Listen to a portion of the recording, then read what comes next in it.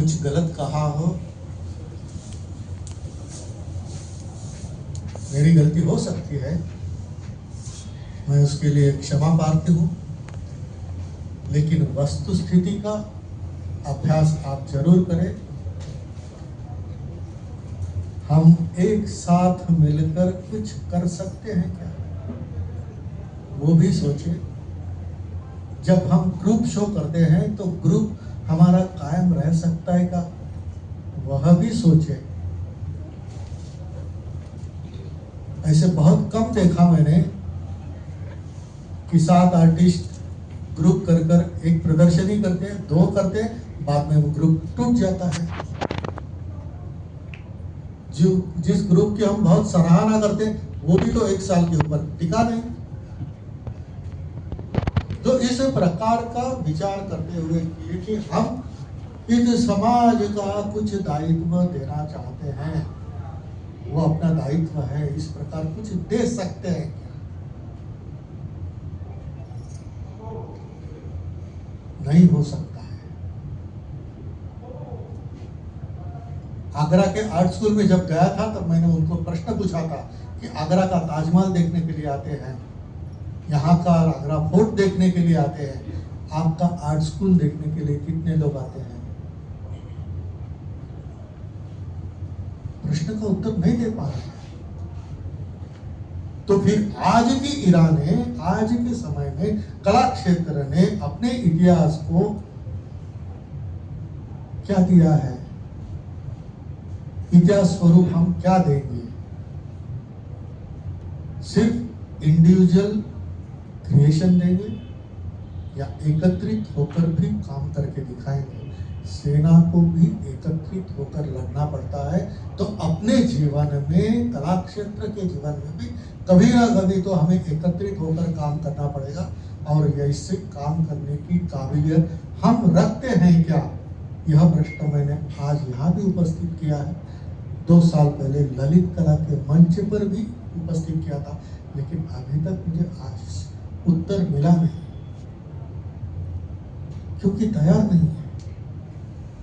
क्योंकि जो बड़े आर्टिस्ट हम कहते हैं उनकी साधना को नमन भी करते हैं, लेकिन 2 आर्टिस्ट मिलकर एक पेंटिंग नहीं बनाते हैं।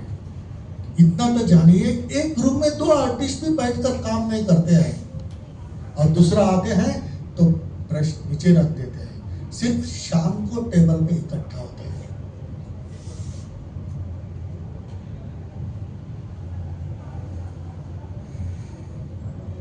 यह बहुत कठिन वस्तुस्थिति जो मैंने आज तक देखी है, और मैं पूर्णतः 84 से आज तक फ्रीलांस काम करता है, लेकिन फ्रीलांस काम करते हुए भी बार बार मैं प्रदर्शनी की है, और प्रदर्शनी में कोई भी चित्र सेल हो जाए इसलिए कभी पेंटिंग बनाया नहीं।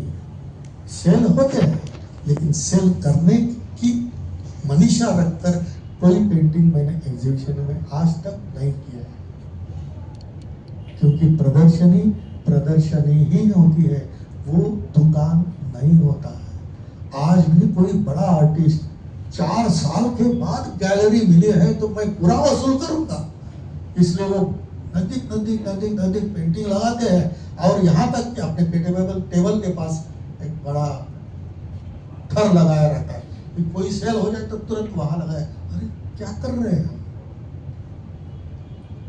ये वस्तुस्थिति है। क्यों वस्तुस्थिति है? क्योंकि 4 साल के बाद एग्जीबिशन कर रहा हूं तो पूरा वसूल होना चाहिए। 4 साल में मैंने कुछ किया ही नहीं पुरुषार्थ।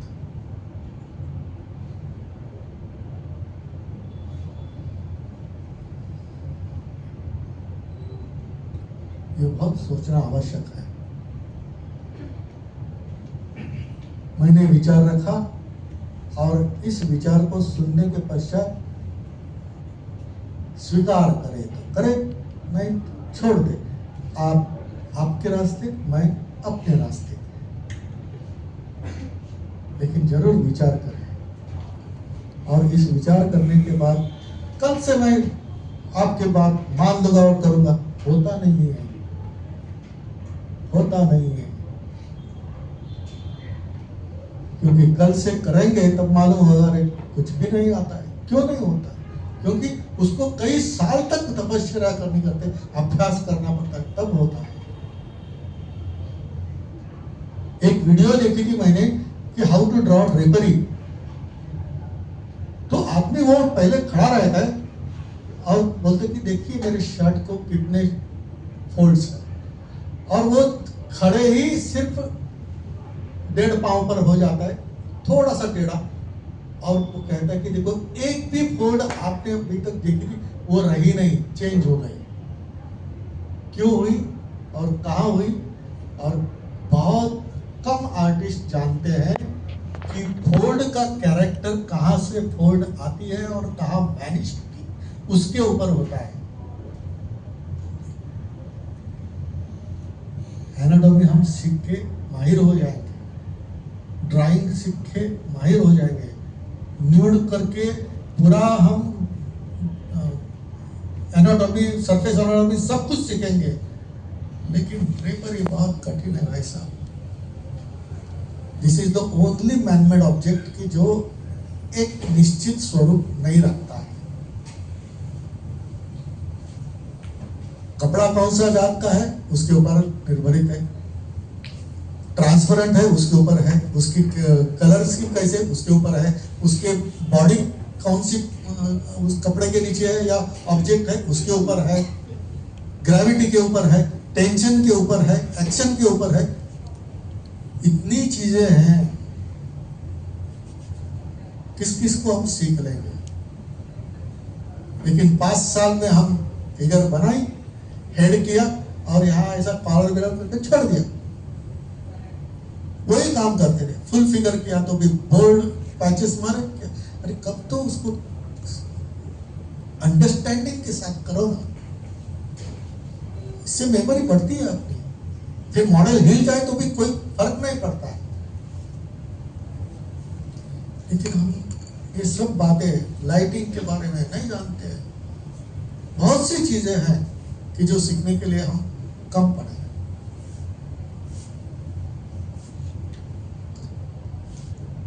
आपसे कोई प्रश्न हो तो मैं जरूर उत्तर देने का प्रयत्न करूँगा।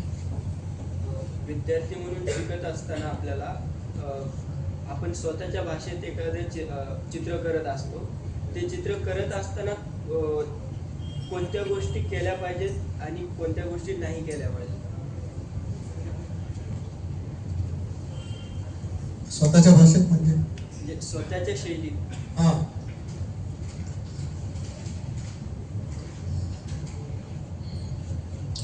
आप हमेशा काम करते हैं तो आपकी शैली या आपकी स्टाइल बन जाती है, लेकिन आपके शैली को अपने काम का बंधन मत बनाइए। द स्टाइल एंड जिसको शैली कहते हैं, it should be your nature. तुमची ती नैसर्गिक प्रवृत्ती असली पाहिजे। परंतु आता वेगळ्या स्टाईलचा होता म्हणून जर दुःख व्हायला लागला तर मग कठीण आहे। म्हणजे तुम्ही तुमच्या कुठल्या तरी शैलीमध्ये तुम्हाला स्वतःला बांधून घेता, तर शैली ही बांधून घेण्यासाठी नाहीये, ती सहजता कशी होईल त्याप्रमाणे शैली होईल। अपन मोठ्या मोठ्या कलाकारांची जी चित्र पाहतो, बड़े बड़े कलाकारों के हम चित्र जो देखते हैं वो तुरंत पहचानते हैं कि हे मनोज साखरेचं आहे, हे संजय शिराचं आहे, हे कोलते सरांचं आहे, हे अमक्यांचं आहे। का कळतं आपल्याला?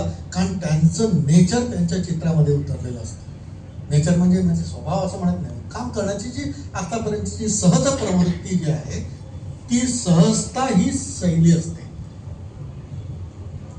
मारून मुटकून जेव्हा प्रयत्न करून एखादी गोष्ट मिळवतो ना, त्यावेळी तो अभ्यास असतो, ती शैली असते। फक्त आपण त्याच्यात बांधून घ्यायचं नाही, म्हणजे मग ती सहजता आपोआप प्राप्त होते। म्हणून म्हणतात ना की आपण 10 जण एका व्यक्तीचं, 10 आदमी एक व्यक्ति का पोर्ट्रेट बनाते हैं, 10 में लाइकनेस आया, लेकिन हर एक का पेंटिंग अलग है। तो वो हर एक का काम करने की जो पद्धति है, नेचर है, वो उसमें उतरा है, लेकिन वो वही व्यक्ति है। इस प्रकार से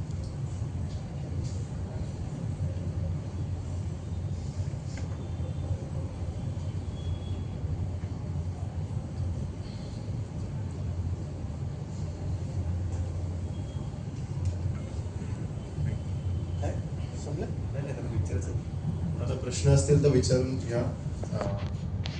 कारण मग आणि काय अजिबात लाजायचं नाही, विचारू शकता. मला जमलं तर मी उत्तर देणार, नाही तर मला येत नाही, मला माहित नाही. बोलिये. सर तुम्ही जसं म्हणालात की आपण खूप इंडिव्हिज्युअलिस्टिक वर्क करतोय चित्रकला कला क्षेत्रामध्ये, तर ते फक्त कला क्षेत्रामध्येच लिमिटेड आहे का? डू यू थिंक की वेगवेगळ्या आर्ट स्टाईल्सनी एकत्र येऊन करायला हवं? म्हणजे आपण रेफरन्सेस पण घेतो, जे जसं तुम्ही पण म्हणालात, तुम्ही पण वाचन करून मग तेव्हाची कशी असेल इन्फ्रास्ट्रक्चर ते स्टडी केलं, तर सगळं तसं इंटरकनेक्टेड असताना आपण ते एरा समजून घेतो. तर तेव्हाचं म्युझिक कसं असेल, तेव्हाचं लिटरेचर जे होतं ते वाचून आपण करू. तर इज इट ऑल इंटरकनेक्टेड? अर्थात तर बरोबर. तुम्ही म्हणतात की सोसायटीसाठी आपण जे करायला हवं ते we have to think beyond art place. जो भी हम काम करते हैं, इस प्रकार के जब काम करते हैं तो कुछ जान लेने के लिए उस विषय के जो तज्ञ होते हैं उनसे बात करनी होती है. वो ये नहीं बताएंगे कि आप ऐसे चित्र करो, ऐसा एक्शन दे दो. वो तो अपनी साधना और अपनी तपस्या के अनुसार हम काम करेंगे. लेकिन बात यह है कि ये सभी चीजें एक दूसरे से रिलेटेड जरूर है, क्योंकि चित्र यह दृश्य कला है, देखने वाली. नाट्य और चित्रपट इस प्रकार के जो होते हैं उसमें तो हमेशा कुछ बात आगे चलती रहती है. या तो कोई नॉवेल पढ़ता है तो वो भी नॉवेल में जो सब्जेक्ट है उसके अनुसार अपना चित्र स्थिर होता है. और स्थिर चित्र जो देखने वाला होता है ना उसे आंदोलित करता है. वो उसके बारे में और जानकारी लेना चाहता है और देखते रहता है. लेकिन किसी भी कला में आस्वादक को आकर्षित करने का गुण रहता है. मतलब सौंदर्य आणि आकर्षण, सुंदरता और आकर्षकता ये सभी कलाओं में उपजत होती है. लेकिन केवल सुंदरता और आकर्षकता लाने के लिए कला सिर्फ एंटरटेनमेंट के लिए नहीं है. तो किसी फिल्म में है ना, व्हाट इज एंटरटेनमेंट, वो उसके लिए ठीक है. लेकिन यहाँ जो कुछ अपनी परंपरा में बनते आया वो सिर्फ एंटरटेनमेंट के लिए नहीं था, मनोरंजन के लिए नहीं था. कला का उद्गम ही ऐसे हुआ कि कला किसी को जोड़ सके, इकट्ठा कर सके, उसके ऊपर कोई संस्कार दे सके, कुछ अच्छी बातें सिखा सके. तो इतना सब होने के पश्चात भी इतना मूवमेंट आया, अभी AI आया, कोई आएगा सर प्रश्न, सब कुछ आया, लेकिन तो भी इस कला का महत्व ज्यादा है. क्यों है? क्योंकि ये